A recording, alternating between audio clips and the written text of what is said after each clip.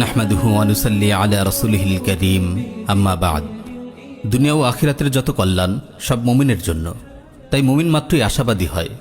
যতক্ষণ বান্দার হৃদয়ে ঈমান আছে তার কোনো ভয় নেই। নিয়ামত যেমন মুমিনের জন্য কল্যাণকর, তেমনিভাবে মুসিবতও মুমিনের জন্য কল্যাণকর।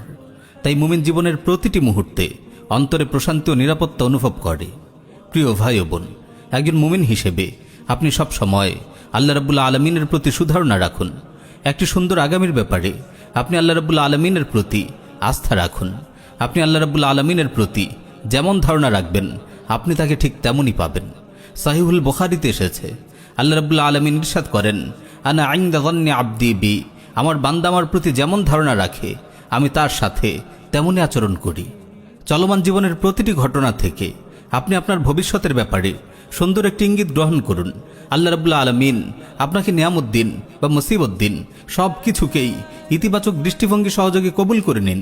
ছোট ছোট ঘটনাগুলো থেকেও আপনি বড় বড় আশাব্যঞ্জক শুভলক্ষণ গ্রহণ করুন। রাসূল সাল্লাল্লাহু আলাইহি ওয়াসাল্লাম নেক ফল বা শুভলক্ষণ গ্রহণ করতে পছন্দ করতেন। একটি সুখী ও সমৃদ্ধ জীবনের জন্য এই শুভলক্ষণ গ্রহণের সুন্নাহ অত্যন্ত কার্যকরী ভূমিকা পালন করে। কিন্তু আফসোস, প্রিয় নবীর এই সুন্দর সুন্নাহটির কথা আমরা অনেকেই জানি না। উল্টো আমরা নানান ধরনের কুলক্ষণ গ্রহণ করে নিজেদের জীবনকে বিষিয়ে তুলি। সহিহ বুখারীতে এসেছে, রাসূল সাল্লাল্লাহু আলাইহি ওয়াসাল্লাম ইরশাদ করেন, লা আদওয়া ওয়া লা তিয়ারা ওয়া ইউআজিবুনিল ফা'লুস সালিহ আল কালিমাতুল হাসানা।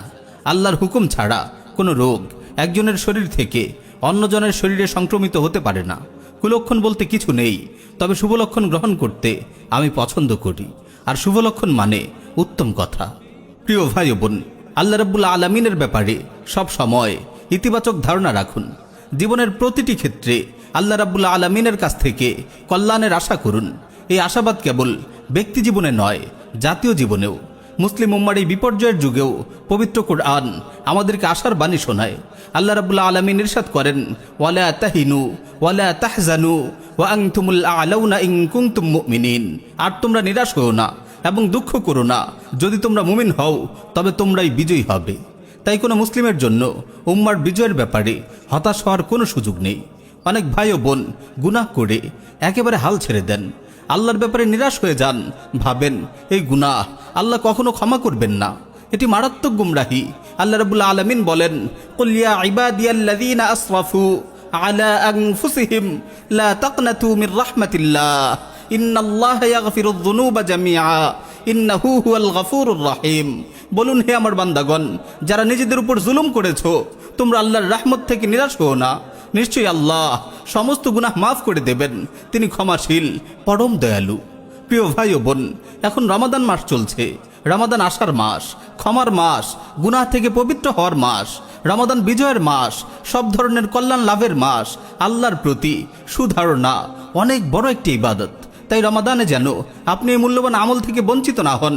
রমাদানকে কাজে লাগিয়ে আপনি আল্লাহর প্রতি আপনার ধারণাগুলো আরও সুন্দর ও কল্যাণময় করে তুলুন।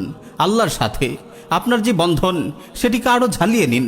একটি সুখী, সুন্দর ও সমৃদ্ধ জীবনের জন্য আল্লাহ রাব্বুল আলামিনের দরবারে দোয়া করুন। আল্লাহ রাব্বুল আলামিন আমাদের সবাইকে কবুল করুন। আমিন ইয়া রাব্বাল আলামিন।